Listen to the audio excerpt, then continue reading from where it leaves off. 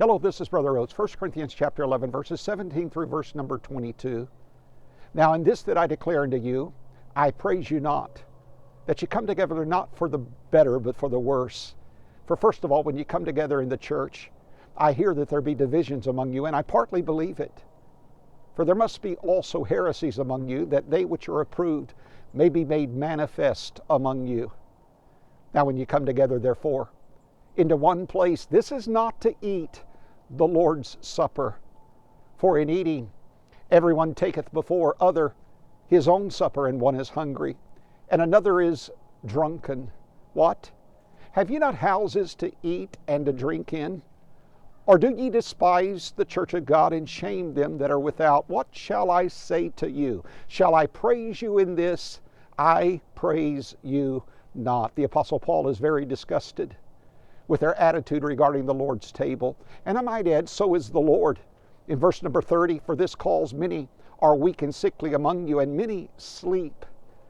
Some of the strongest words of rebuke are found in these verses in the New Testament. For example, in verse 17, the word declare is a military term.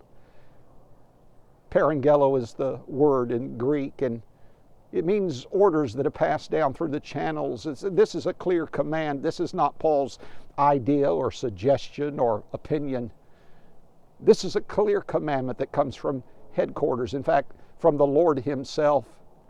Paul said it's better for you to just stay home. You leave church worse than you were before you came. It's interesting, compare that with Hebrews chapter 10 and verse number 25.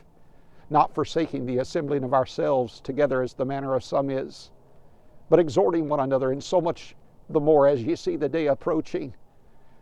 In verse number 18, Paul defines several problems with their attitude that cause trouble around the table. And he says, I hear that there be divisions among you, and I partly believe it. The word divisions, the Greek word is schematos. We get our word schisms, meaning fractions. The church at Corinth was fractioned. It had a lot of divisions. One of the big divisions was that it was centered around personality rather than spirituality.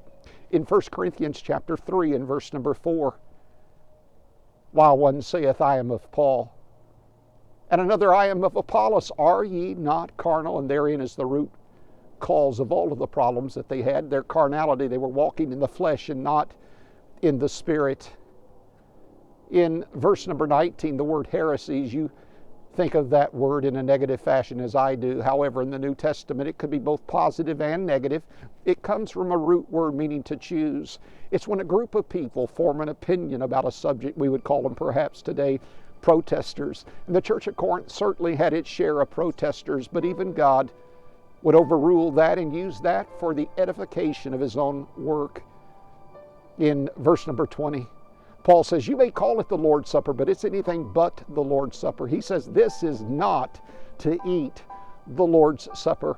In verse number 21, in verse number 22, the problem of paganism.